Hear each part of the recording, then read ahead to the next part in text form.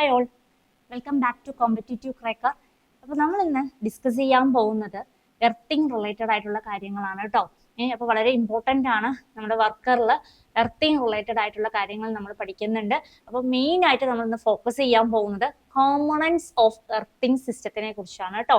എന്താണ് components of earthing system? അപ്പോൾ നമ്മൾ എർത്ത് ചെയ്യാറുണ്ട് അല്ലേ? നമ്മുടെ വീടുകളിലൊക്കെ നമ്മൾ എർത്ത് ചെയ്തിട്ടുണ്ട് അല്ലെ? എർത്ത് ചെയ്യാത്ത വീടുകളോ ഇൻഡസ്ട്രീസോ ഒന്നും ഇല്ലാതെ നമുക്ക് അറിയാവുന്നതാണ്. അപ്പോൾ എർത്ത് ചെയ്യുമ്പോൾ അതിനകത്ത് എന്തൊക്കെ കോമ്പണൻസ് ഉണ്ട് അറിയണ്ടേ? നമ്മൾ ശ്രദ്ധിച്ചിട്ടുണ്ടോ? എർത്ത് ചെയ്യുന്ന ആരെങ്കിലും ശ്രദ്ധിച്ചിട്ടുണ്ടോ? അപ്പൊ അതിനകത്ത് വരുന്ന കോമ്പണൻസ് എന്തൊക്കെയാണെന്നൊന്ന് നമുക്കൊന്ന് നോട്ട് ചെയ്ത് വരാം കേട്ടോ. അപ്പൊ നോക്കൂ, കോമ്പണൻസ് ഓഫ് എർത്തിങ് സിസ്റ്റം വളരെ ഇമ്പോർട്ടൻ്റ് ആണ്. അപ്പൊ ജസ്റ്റ് എന്താണ്, ഒരു എർത്തിങ് സിസ്റ്റത്തിലെ കോമ്പണൻസ് ആണ് തന്നിട്ടുള്ളത്. മെയിൻ ആയിട്ട് 3 കോമ്പണൻസ് ആണ് ഒരു എർത്തിങ് സിസ്റ്റത്തിൽ ഉണ്ടാവുക കേട്ടോ. അറിഞ്ഞിരിക്കുക, മെയിൻ ആയിട്ട് എത്രയാണ്? 3 കോമ്പണൻസ് ആണ്. എന്തൊക്കെയാണെന്ന് അറിയണ്ടേ? ഫസ്റ്റ് വൺ എർത്ത് ഇലക്ട്രോഡ് ആണ്. ഫസ്റ്റ് വൺ എന്താണ്? എർത്ത് ഇലക്ട്രോഡ് ആണ്. നമ്മൾ ക്ലാസിഫൈ ചെയ്യാറുണ്ട് എർത്തിങ് സിസ്റ്റത്തിനെ. Plate earthing, pipe earthing, rod earthing എന്നൊക്കെ പറഞ്ഞ് നമ്മൾ പഠിച്ചിട്ടുണ്ട്. ഓരോ എർത്തിങ്ങിനെയും ക്ലാസിഫൈ ചെയ്തിട്ടുണ്ട്. ഈ ക്ലാസിഫിക്കേഷൻസ് ഒക്കെ എന്തിനെ ബേസ് ചെയ്തിട്ടാണെന്ന് പറഞ്ഞു കഴിഞ്ഞാൽ നമ്മൾ ഉപയോഗിക്കുന്ന എർത്ത് ഇലക്ട്രോഡിനെ ബേസ് ചെയ്തിട്ടാണ് ക്ലാസിഫൈ ചെയ്യാറുള്ളത്. അപ്പോൾ അത് വളരെ ഇമ്പോർട്ടൻ്റ് ആണ്. നമ്മുടെ എർത്തിങ് സിസ്റ്റത്തിലുള്ള ഇമ്പോർട്ടൻ്റ് ആയിട്ടുള്ള ഒരു കോമ്പണന്റ് ആണ് എർത്ത് ഇലക്ട്രോഡ് എന്ന് പറയുന്ന ആള്. ആ എർത്ത് ഇലക്ട്രോഡിനെ ബേസ് ചെയ്തിട്ടാണ് നമ്മൾ എന്ത് ചെയ്തിട്ടുള്ളത്? എർത്തിങ് സിസ്റ്റത്തിനെ ക്ലാസിഫൈ ചെയ്തിട്ടുള്ളത്. നോട്ട് ചെയ്യേണ്ട പോയിന്റ് ആണ്. നെക്സ്റ്റ് എന്താണെന്ന് പറഞ്ഞു കഴിഞ്ഞാൽ എർത്ത് കണ്ടിന്യൂറ്റി കണ്ടക്ടർ, ECC എന്ന് പറയും. എന്താണ് എർത്ത് കണ്ടിന്യൂറ്റി കണ്ടക്ടർ? ഇത് എവിടെയാണുള്ളത്? ഈ ഡയഗ്രാം നോക്കുമ്പോൾ നിങ്ങൾക്ക് കാണാൻ പറ്റുന്നില്ലേ? എർത്ത് കണ്ടിന്യൂറ്റി കണ്ടക്ടർ എവിടെയാണുള്ളത്? മെയിൻ സ്വിച്ച് തന്നിട്ടുണ്ട് അല്ലെ? മെയിൻ സ്വിച്ച് ബോർഡ് കാണുന്നില്ലേ? ഡയഗ്രാമിനകത്ത് ഒരു മെയിൻ സ്വിച്ച് ഉണ്ട്. പിന്നെ എന്താണുള്ളത്? ഒരു കണക്റ്റിംഗ് പോയിന്റ് ഉണ്ട്. എർത്ത് ലീഡ് തന്നിട്ടുണ്ട്. താഴെയാണ് എർത്ത് ഇലക്ട്രോഡ് പ്ലേസ് ചെയ്തിട്ടുള്ളത്. അപ്പോൾ ഇതിനെ നോക്കൂ, കണ്ടക്ടർ എവിടെയാണ്? എർത്ത് കണ്ടിന്യൂറ്റി കണ്ടക്ടർ എന്ന് പറയുമ്പോൾ തന്നെ അറിഞ്ഞിരിക്കുക, കണ്ടക്ടർ ലൈസ് ബിറ്റ്വീൻ എവിടെയാണ്? നമ്മളുടെ ഡിസ്ട്രിബ്യൂഷൻ ബോർഡ് അല്ലെങ്കിൽ എന്താണ് മെയിൻ സ്വിച്ച്. വീട്ടിലെ ഡിസ്ട്രിബ്യൂഷൻ ബോർഡൊക്കെ കണ്ടിട്ടില്ലേ? അതായത് മെയിൻ സ്വിച്ച് അല്ലെങ്കിൽ ഡിസ്ട്രിബ്യൂഷൻ ബോർഡിനും അതുകൂടാതെ നമ്മൾ യൂസ് ചെയ്യുന്ന പ്ലഗ്സ്, കുറെ പ്ലഗ്സ് ഉണ്ട്, വേരിയസ് പ്ലഗ്സും അപ്ലയൻസസ് ഒക്കെ ഉണ്ട്. അതിന്റെ ഇടയിലാണ് ആരിനെ നമ്മൾ പ്ലേസ് ചെയ്ത് വെച്ചിട്ടുള്ളത്? ഈ എർത്ത് കണ്ടിന്യൂറ്റി കണ്ടക്ടറിനെ വെച്ചിട്ടുള്ളത്. അറിഞ്ഞിരിക്കുക. ഇനി അടുത്തത് ആരാണ്? എർത്ത് ലീഡ് എന്ന് പറയുന്ന സാധനം. എന്തിനാണ് എർത്ത് ലീഡ്? എവിടെയാണ് ഇരിക്കുന്നത് ഈ എർത്ത് ലീഡ്? കാണുന്നില്ലേ ഡയഗ്രാമിൽ? എവിടെയാണ് എർത്ത് ലീഡ് ഇരിക്കുന്നത്?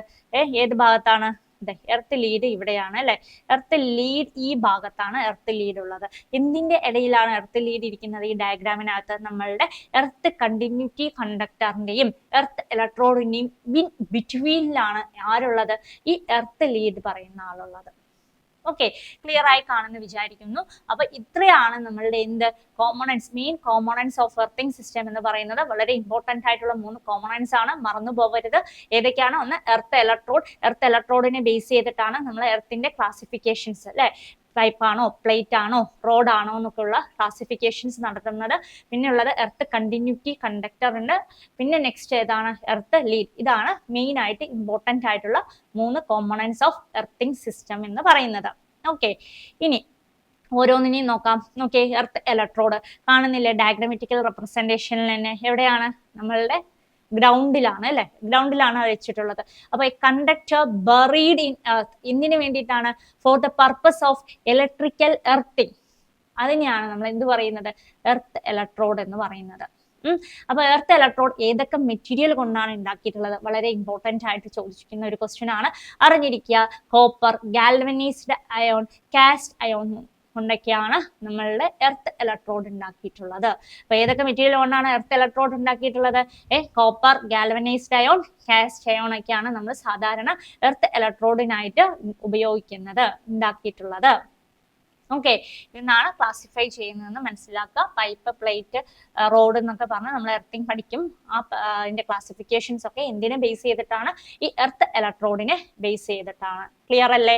അപ്പൊ എന്താണ്? Conductor buried in earth for the purpose of electrical എർത്തിങ്ങിനെയാണ് എന്ത് പറയുന്നത്? എർത്ത് ഇലക്ട്രോഡ് എന്ന് പറയപ്പെടുന്നത്. നെക്സ്റ്റ് നോക്കിയേ, earth continuity conductor. Earth continuity conductor എവിടെയാണ് നമ്മൾ കണ്ടുല്ലേ, നമ്മുടെ ഡിസ്ട്രിബ്യൂഷൻ ബോർഡ് അല്ലെങ്കിൽ മെയിൻ സ്വിച്ച് വീട്ടിലെ അതായത് കണ്ടക്ടർ റണ്ണിങ് ബിറ്റ്വീൻ ഏതിൻ്റെയൊക്കെ ഇടയിലാണ് നമ്മളുടെ വീട്ടിൽ യൂസ് ചെയ്തിട്ടുള്ള ഡിസ്ട്രിബ്യൂഷൻ ബോർഡിന്റെയും അതുകൂടാതെ എന്താണ് various plugs and appliances is known as earth continuity conductor എന്ന് പറയുന്നത്. അപ്പൊ ഈ എർത്ത് കണ്ടിന്യൂറ്റി കണ്ടക്ടർ വളരെ ഇമ്പോർട്ടന്റ് ആണ്. അതായത് പ്രീവിയസ് ഇയറിലൊക്കെ ECCയുടെ അബ്രിവേഷൻ അതായത് ഫുൾ ഫോം ചോദിച്ച ക്വസ്റ്റ്യൻസ് ഒക്കെ വന്നിട്ടുണ്ട്. അപ്പൊ അതൊക്കെ ഒന്ന് നോട്ട് ചെയ്ത് പോണം കേട്ടോ. അപ്പൊ എർത്ത് കണ്ടിന്യൂറ്റി കണ്ടക്ടർ എന്താണ്, ഒരു കണ്ടക്ടർ എന്തിന്റെ ഇടയിലൊക്കെയാണ് വെക്കുന്നത്, അതായത് നമ്മളുടെ ഡിസ്ട്രിബ്യൂഷൻ ബോർഡിനകത്തും ഇടയിലും അതുപോലെ തന്നെ വേരിയസ് പ്ലഗ്സിന്റെയും അതുപോലെ അപ്ലയൻസസിന്റെ ഇടയിലൊക്കെ ആണ് ആരുള്ളത്, നമ്മളുടെ എർത്ത് കണ്ടിന്യൂറ്റി കണ്ടക്ടർ പ്ലേസ് ചെയ്തിട്ടുള്ളത്.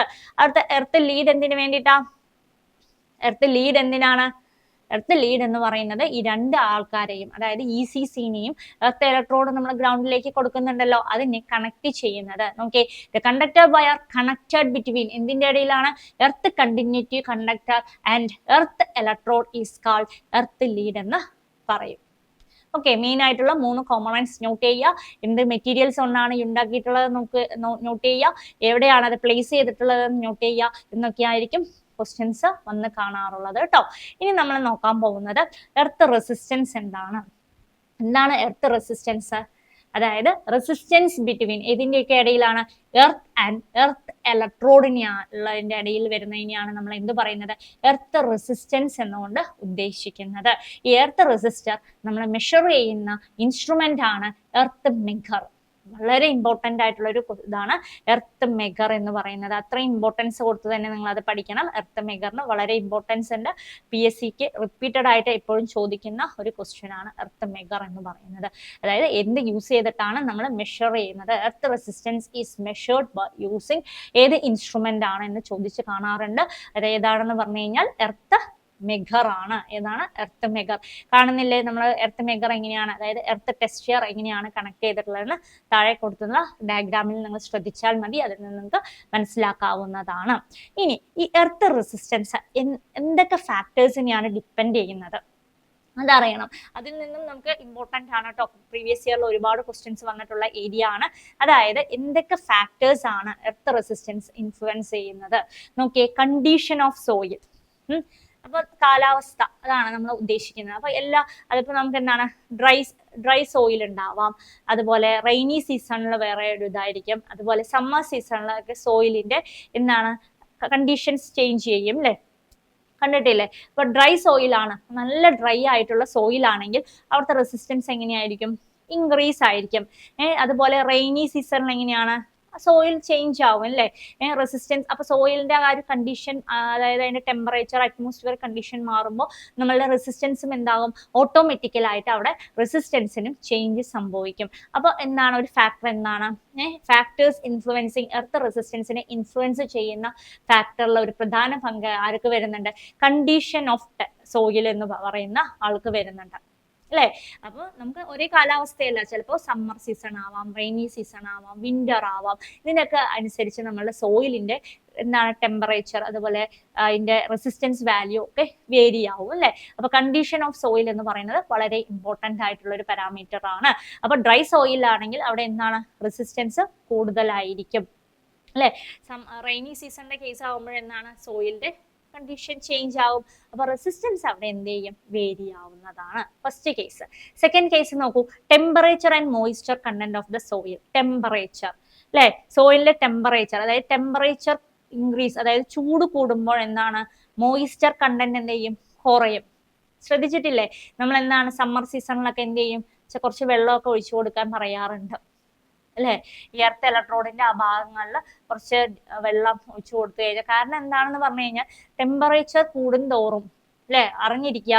അതായത് നമ്മളെ ടെമ്പറേച്ചർ ചൂട് കൂടുന്തോറും എന്താ സംഭവിക്കുന്നത്, മോയിസ്ചർ കണ്ടന്റ് അവിടെ കുറയുകയാണ് ചെയ്യുന്നത്. അപ്പൊ നമ്മൾ എന്ത് ചെയ്യും, ചെറുതായിട്ട് വാട്ടറൊക്കെ പോർ ചെയ്ത് കൊടുക്കാൻ പറയാറുണ്ട്, ചെയ്യാവുന്നവരൊക്കെ ചെയ്യുന്നതായിരിക്കും അല്ലെ. അതായത് എർത്ത് ഇലക്ട്രോഡിന് നല്ലതാണ്. ഇനി അടുത്ത് നോക്കിയേ, size and spacing of earth electrodes depend ചെയ്യും. നമ്മൾ എർത്ത് പ്ലേസ് ചെയ്യുമ്പോൾ, അതായത് നമ്മൾ ഗ്രൗണ്ടിലോട്ട് എർത്ത് പിറ്റിലോട്ട് എന്താണ് പ്ലേസ് ചെയ്യുമ്പോൾ അതിന്റെ സൈസും സ്പേസിങ്ങും എർത്ത് റെസിസ്റ്റൻസിനെ ബാധിക്കുന്നതാണ്. അതായത് എർത്ത് ഇലക്ട്രോഡിന്റെ സൈസും സ്പേസിങ്ങും എന്തിനെ ബാധിക്കും, നമ്മൾ എർത്ത് റെസിസ്റ്റൻസിനെ ബാധിക്കുന്നതാണ്. ഇനി അടുത്തത് നോക്കിയേ, depth at which electrode is embedded. അതായത് നമുക്കറിയാം ഓരോ ഇലക്ട്രോഡും എർത്ത് ഇലക്ട്രോഡും ഇത്ര ആഴത്തിൽ കുഴിക്കണം അല്ലെ, ഇത്ര ഡെപ്ത് വേണം, ഇത്ര ലെങ്ത് വേണം എന്നൊക്കെ പറഞ്ഞ് നമ്മൾ പഠിച്ചിട്ടുള്ളതാണ്. ഇതിൽ തന്നെ നമ്മൾ എന്ത് ചെയ്യണം, ചെയ്തിരിക്കണം. നമുക്ക് ഇഷ്ടമുള്ള പോലെ ചെയ്യാൻ പാടില്ല.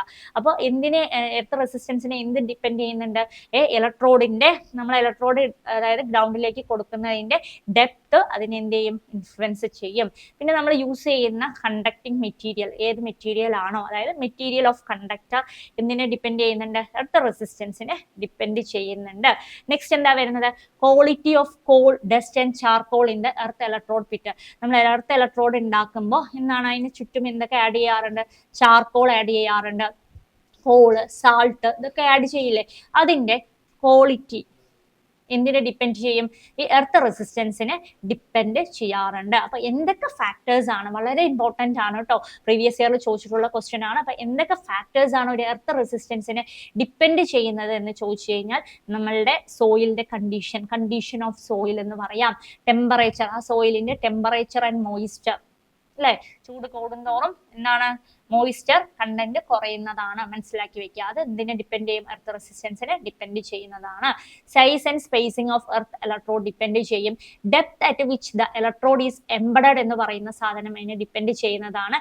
മെറ്റീരിയൽ ഓഫ് കണ്ടക്ടർ, നമ്മൾ ഉപയോഗിക്കുന്ന കണ്ടക്ടിങ് മെറ്റീരിയൽ, കണ്ടക്ടർ ഏതാണോ അതും നമ്മൾ എർത്ത് റെസിസ്റ്റൻസിനെ ഡിപ്പെൻഡ് ചെയ്യും. നെക്സ്റ്റ് ഏതാ വരുന്നത്, quality of coal, dust and charcoal in the earth electrode പിറ്റും അതിനെ എന്ത് ചെയ്യുന്നുണ്ട്, ഡിപ്പെൻഡ് ചെയ്യുന്നുണ്ടെന്ന് മനസ്സിലാക്കി വെക്കുക കേട്ടോ. ഇനി നോക്കിയേ, എങ്ങനെയാണ് എർത്ത് റെസിസ്റ്റൻസിനെ റെഡ്യൂസ് ചെയ്യേണ്ടത് അല്ലെ, എർത്ത് റെസിസ്റ്റൻസ്, അതായത് methods of reducing earth resistance of the system. ഒരു സിസ്റ്റത്തിൽ എങ്ങനെയാണ് നമ്മൾ എർത്ത് റെസിസ്റ്റൻസിനെ റെഡ്യൂസ് ചെയ്യുക എന്നുള്ളതാണ്. നോക്കിയേ, digging around the earth electrode to a depth of around 2 metre, at least 2 metre എങ്കിലും കുഴിക്കുക, ഡിഗ് ചെയ്യാനാണ് ഉദ്ദേശിക്കുന്നത് കേട്ടോ. പിന്നെ എന്താണ്, സർഫസ് ക്ലീൻ ചെയ്യുക. നമ്മളിപ്പോൾ പ്ലേറ്റ് ആണെങ്കിലോ പൈപ്പ് എർത്തിങ് ഒക്കെയാണ് ചെയ്യുന്നതെങ്കിൽ, cleaning the surface of earth plate or pipe of all rest and they are filling with, അതിന്റെ ചുറ്റും നമ്മൾ എന്താണ് ഫില്ല് ചെയ്യേണ്ടത്, ചാർക്കോൾ പോലുള്ളത്, സാൾട്ട് സൊല്യൂഷൻ ഒക്കെ ഫില്ല് ചെയ്ത് ക്ലീൻ ചെയ്ത് വെക്കുക അല്ലെ, അല്ലെങ്കിൽ എന്താ, അത് പെട്ടെന്ന് തന്നെ കേടാവാൻ ചാൻസ് കൂടുതലാണ്. അപ്പൊ എർത്ത് റെസിസ്റ്റൻസ് എങ്ങനെയാണ് റെഡ്യൂസ് ചെയ്യണമെന്ന് പറഞ്ഞു കഴിഞ്ഞാൽ, നമ്മൾ പ്ലേസ് ചെയ്തിട്ടുള്ള എർത്ത് റെസിസ്റ്റൻസിന്റെ ആ ഭാഗത്ത്, അതായത് നമ്മൾ കുഴിക്കില്ലേ, നമ്മളൊരു എർത്ത് ഇലക്ട്രോഡ് അവിടെ വെക്കുന്നതായിരിക്കും അല്ലെ, അതിന് ചുറ്റും ക്ലീൻ ചെയ്തതിന് ശേഷം നമ്മൾ എന്ത് ചെയ്യുന്നതാണ്, ഫില്ല് ചെയ്യണം. എന്തൊക്കെ വെച്ച് ഫില്ല് ചെയ്യണം, ചാർക്കോൾ, സാൾട്ട് സൊല്യൂഷൻ പോലുള്ള സാധനം വെച്ച് അവിടെ ഫില്ല് ചെയ്യേണ്ടതാണ്. ഓക്കെ, അതിന് ഇത്ര മീറ്റർ നമ്മൾ പറഞ്ഞിട്ടുള്ള കണ്ടീഷൻസ് ഒക്കെ ഉണ്ട്. ഓരോ എർത്ത് ഇലക്ട്രോഡിനും ഇത്ര ആഴത്തിൽ കുഴിക്കണം, ഇത്ര ലെങ്ത് വേണം ഞാൻ ഓൾറെഡി പറഞ്ഞു. അതുപോലെ തന്നെ നമ്മൾ അത് പ്ലേസ് ചെയ്യേണ്ടതാണ്. ഓക്കെ, സമ്മർ സീസണിൽ എന്ത് ചെയ്യണം, fresh salt water through pipe അതിനകത്ത് ഒഴിക്കുക. കാരണം സമ്മർ സീസണിൽ ഞാൻ പറഞ്ഞതാണ് ഓൾറെഡി, എന്താണ്, അവിടെ ടെമ്പറേച്ചർ കൂടുന്തോറും അല്ലെ, ചൂട് കൂടുമ്പോൾ മോയിസ്ചർ കണ്ടന്റ് കുറയും. അപ്പൊ നമ്മളെ റെസിസ്റ്റൻസിനെ അത് ബാധിക്കും. അപ്പൊ എന്ത് ചെയ്യണം, നമ്മൾ സമ്മർ സീസണിൽ നമ്മൾ ഫ്രഷ് സാൾട്ട് വാട്ടർ ആ പൈപ്പിലൂടെ ഒഴിച്ച് കൊടുക്കേണ്ടതാണ്. അപ്പൊ നമുക്ക് എന്ത് ചെയ്യാൻ പറ്റും, എർത്ത് റെസിസ്റ്റൻസിനെ നമുക്ക് കുറയ്ക്കാൻ പറ്റുന്നതാണ്. അടുത്ത മെത്തേഡ് നോക്കിയേ, പ്ലേറ്റ് ഏരിയ കൂട്ടാം. നമ്മൾ പ്ലേറ്റ് വെക്കില്ലേ, പ്ലേറ്റ് ഏരിയ എന്ത് ചെയ്യാൻ പറ്റും, ഇൻക്രീസ് ചെയ്യുക. അതുപോലെ പ്ലേറ്റിന്റെ പിറ്റിന്റെ ഡെപ്ത് ഇൻക്രീസ് ചെയ്യുക. പിറ്റ് നമ്മൾ കുഴിയെടുക്കുന്നില്ലേ, എർത്ത് ഇലക്ട്രോഡ് പ്ലേസ് ചെയ്യാൻ വേണ്ടി നമ്മളൊരു കുഴി എടുക്കുന്നുണ്ട് അല്ലെ, അതിന്റെ ഡെപ്ത് എന്ത് ചെയ്യാം, ഇൻക്രീസ് ചെയ്താൽ നമുക്ക് എന്ത് ചെയ്യാൻ പറ്റും, എർത്ത് റെസിസ്റ്റൻസ് വാല്യൂ എന്താണ്, കുറയ്ക്കാൻ പറ്റുന്നതാണ്. പിന്നെ അടുത്ത നോക്കിയാൽ, increasing the number of electrodes in parallel. അതായത് നമ്മളൊരു ഇലക്ട്രോഡ് പ്ലേസ് ചെയ്തിട്ടുണ്ട് അല്ലെ, ഈ ഇലക്ട്രോഡ് പ്ലേസ് ചെയ്യുമ്പോൾ ഒരു പർട്ടിക്കുലർ റെസിസ്റ്റൻസ് വാല്യൂ നമുക്ക് അവിടെ കിട്ടും. പക്ഷേ അത് നമുക്ക് പോരാ. നമ്മൾ എന്ത് ചെയ്യണം എന്ന് പറഞ്ഞു കഴിഞ്ഞാൽ, എർത്ത് ഇലക്ട്രോഡിനെ, ഒരു ഇലക്ട്രോഡ് മാത്രമല്ല, അതിൽ അതേപോലെ തന്നെ വേറൊരു ഇലക്ട്രോഡിനെയും നമ്മൾ എന്ത് ചെയ്യുക, പാരലായി വെച്ച് കഴിഞ്ഞ് കഴിഞ്ഞാൽ, അതായത് ഒന്നിൽ കൂടുതൽ ഇലക്ട്രോഡ്സിനെ നമുക്ക് എന്ത് ചെയ്യാം, പാരലായി പ്ലേസ് ചെയ്യുകയാണെങ്കിൽ എന്ത് സംഭവിക്കും, എർത്ത് റെസിസ്റ്റൻസിന്റെ വാല്യൂ റെഡ്യൂസ് ചെയ്യാമെന്നാണ് പറയപ്പെടുന്നത്. അപ്പൊ ഇത്രയും മെത്തേഡ്സ് ആണ് നമ്മൾ എന്ത് ചെയ്യുന്നത്, എർത്ത് റെസിസ്റ്റൻസ് വാല്യൂ റെഡ്യൂസ് ചെയ്യാൻ വേണ്ടി ഉപയോഗിക്കുന്നത്. ഓക്കെ, ക്ലിയർ ആയില്ലേ? അപ്പൊ എന്തൊക്കെയാണ് വേണ്ടത്, ഈ സമ്മർ സീസണിൽ സാൾട്ട് ഫ്രഷ് ആയിട്ടുള്ള, നല്ല ക്ലിയർ ആയിരിക്കണം കേട്ടോ, ഫ്രഷ് ആയിട്ടുള്ള സാൾട്ട് വാട്ടർ പോർ ചെയ്യാം. അതുപോലെ പ്ലേറ്റ് ഏരിയ കൂട്ടാം. പിന്നെ എന്താ ചെയ്യാം, പിറ്റിന്റെ ഡെപ്ത് നമുക്ക് എന്ത് ചെയ്യാം, കൂട്ടാം. പിന്നെ എന്ത് ചെയ്യണം, നമ്പർ ഓഫ് ഇലക്ട്രോഡ്സ് പാരലൽ ആയിട്ട് നമ്മൾ എന്ത് ചെയ്യുക, പ്ലേസ് ചെയ്ത് കഴിഞ്ഞാൽ നമുക്ക് എർത്ത് റെസിസ്റ്റൻസിനെ കുറയ്ക്കാമെന്നാണ് പറയുന്നത്. അപ്പൊ എന്തൊക്കെ മെത്തേഡ്സ് ആണ് നോക്കുക, എന്തൊക്കെ ഫാക്ടേഴ്സ് ആണ് ഇൻഫ്ലുവൻസ് ചെയ്യുന്നത് ഒരു എർത്ത് റെസിസ്റ്റൻസിനെ ഒക്കെ നമ്മൾ കണ്ടു കഴിഞ്ഞു അല്ലെ. ഇനി നോക്കാൻ പോകുന്നത് ഓരോ, അതായത് എർത്ത് റെസിസ്റ്റൻസ് വാല്യൂ ഓരോ പ്ലേസിലും. അപ്പം നമ്മുടെ വീട്ടിൽ ഉപയോഗിക്കുന്ന വാല്യൂ, അതായത് ഇൻഡസ്ട്രീസിൽ അത് പറ്റുമോ, എർത്ത് റെസിസ്റ്റൻസ് വാല്യൂ മാറും. അതുപോലെ സബ്സ്റ്റേഷൻ, പവർ സ്റ്റേഷൻ പോലുള്ള പ്ലേസുകളിലൊക്കെ ആ എർത്ത് റെസിസ്റ്റൻസ് വാല്യൂവിന് എന്തുണ്ടാവും, ചേഞ്ചസ് സംഭവിക്കാം. അപ്പൊ നോക്കിയേ, ഇപ്പൊ ഒരു ലാർജ് പവർ പ്ലാന്റിലാണെങ്കിൽ അവിടുത്തെ എർത്ത് റെസിസ്റ്റൻസ് വാല്യൂ എന്ന് പറയുന്നത് 0.5 ഓം ആണ് കേട്ടോ. വളരെ ഇമ്പോർട്ടന്റ് ആണ്. ഈ വാല്യൂ വെച്ചിട്ട് റിപ്പീറ്റഡ് ആയിട്ട് ക്വസ്റ്റ്യൻസ് വന്നിട്ടുണ്ട്. അപ്പൊ ഓരോ വാല്യൂസിനും അതിൻ്റെതായ ഇമ്പോർട്ടൻസ് കൊടുത്തിട്ട് തന്നെ നിങ്ങൾ നോട്ട് ചെയ്ത് പോകണം. ഇപ്പൊ നമ്മൾ ലാർജ് പവർ സ്റ്റേഷനിലാണെങ്കിൽ അവിടുത്തെ എർത്ത് റെസിസ്റ്റൻസ് വാല്യൂ വേണ്ടത് 0.5 ഓം ആണ്. അതുപോലെ മീഡിയം പവർ പ്ലാന്റ് ആണ് എടുക്കുന്നതെങ്കിൽ അവിടെ വരുന്ന എർത്ത് റെസിസ്റ്റൻസ് വാല്യൂ 1 ഓം ആയിരിക്കണം.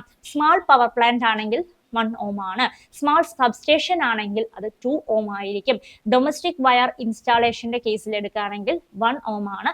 അതർ ഇലക്ട്രിക്കൽ ഇൻസ്റ്റാളേഷൻ 5 ഓം. ഈ ഒരു റേഞ്ച് നിങ്ങൾ നന്നായി പഠിച്ചു പോകണം. ഈ ഒരു റേഞ്ചിൽ നിന്ന് റിപ്പീറ്റഡ് ആയിട്ട് പ്രീവിയസ് ഇയറിൽ ക്വസ്റ്റ്യൻ ചോദിച്ചിട്ടുണ്ട്. Large power plant, small power plant, small substation എന്നൊക്കെയാണ് റിപ്പീറ്റഡ് ആയിട്ട് വന്നിട്ടുള്ളത്. അപ്പൊ അതുകൂടി ഒന്ന് നോട്ട് ചെയ്യുക കേട്ടോ.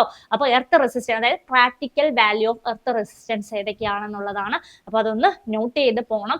നമുക്ക് ഡൊമസ്റ്റിക് വയറിംഗ് ഇൻസ്റ്റാളേഷന്റെ കേസിൽ എങ്ങനെയാണ് ഒരു എർത്ത് റെസിസ്റ്റൻസ് വാല്യൂ വേണ്ടത് പറഞ്ഞു കഴിഞ്ഞാൽ അത് 1 ഓം ആണ്, അറിഞ്ഞിരിക്കുക കേട്ടോ. അത് വളരെ ഇമ്പോർട്ടൻസോടുകൂടി പഠിക്കേണ്ടതാണ്. റിപ്പീറ്റഡ് ആയി ചോദിച്ചിട്ടുള്ള ഒരു ഏരിയ ആണ്. അപ്പൊ ഇത്രയും കാര്യങ്ങളാണ് നമുക്ക് എന്തിനെ കുറിച്ച് പറയാനുള്ളത്, എർത്ത് റെസിസ്റ്റൻസിനെ കുറിച്ച് പറയാനുള്ളത് കേട്ടോ. അപ്പൊ ക്ലിയർ അല്ലേ, ഓക്കെ അല്ലേ നിങ്ങൾക്ക് ഓരോ കാര്യങ്ങളും? അതായത് നമ്മളിപ്പോ എന്തൊക്കെയാണ് പഠിച്ചത്, എന്തൊക്കെ കോമ്പോണൻസ് ഉണ്ടെന്ന് നോക്കി അല്ലെ. 3 കോമ്പോണൻസ് വളരെ ഇമ്പോർട്ടൻസോട് കൂടി നോക്കുക. ഏതൊക്കെയായിരുന്നു? Earth continuity conductor, earth electrode, earth lead. Okay, അത് നന്നായി നോട്ട് ചെയ്ത് പോവുക. പിന്നെ നമ്മൾ നോക്കിയത് എന്തായിരുന്നു, എന്താണ് എർത്ത് റെസിസ്റ്റൻസ് നോക്കി അല്ലെ. എർത്ത് റെസിസ്റ്റൻസിന് എന്തൊക്കെ ഫാക്ടേഴ്സ് ആണ് ഡിപ്പെൻഡ് ചെയ്യുന്നത്, എങ്ങനെയാണ് ഒരു എർത്ത് റെസിസ്റ്റൻസിനെ കുറയ്ക്കാം, എന്തൊക്കെ മെത്തേഡ്സ് യൂസ് ചെയ്ത് നമുക്ക് അത് റെഡ്യൂസ് ചെയ്യാൻ പറ്റുന്ന നോക്കി. പിന്നെന്താ, ഓരോ വാല്യൂസ്, പ്രാക്ടിക്കൽ വാല്യൂസ്, ഓരോ സ്ഥലങ്ങളിലുള്ള എർത്ത് റെസിസ്റ്റൻസിന്റെ വാല്യൂസ് ആണ് നമ്മൾ നോക്കിയത്. ഇത് റിലേറ്റഡ് ആയിട്ടുള്ള ഒരുപാട് ക്വസ്റ്റ്യൻസ് നിങ്ങൾ വർക്ക്ഔട്ട് ചെയ്ത് നോക്കണം. കാരണം നമ്മൾ പഠിച്ചാൽ മാത്രം പോരാ, ക്വസ്റ്റ്യൻസ് വർക്ക്ഔട്ട് ചെയ്യണം. അതാണ് നമ്മളുടെ ഏറ്റവും ഇമ്പോർട്ടൻ്റ് ആയിട്ടുള്ള കേസുകൾ, അറിയാലോ. അപ്പൊ നിങ്ങൾക്ക് കൂടുതൽ ഡീറ്റെയിൽസിനായിട്ട് എന്ത് ചെയ്യാം, താഴെ തന്നിട്ടുള്ള നമ്പറിൽ കോൺടാക്ട് ചെയ്യാം. ഇതുപോലുള്ള ഒരുപാട് ക്ലാസ്സുകൾക്ക് വേണ്ടി നമ്മളുടെ യൂട്യൂബ് ചാനൽ സബ്സ്ക്രൈബ് ചെയ്യുക. Thank you for watching the video.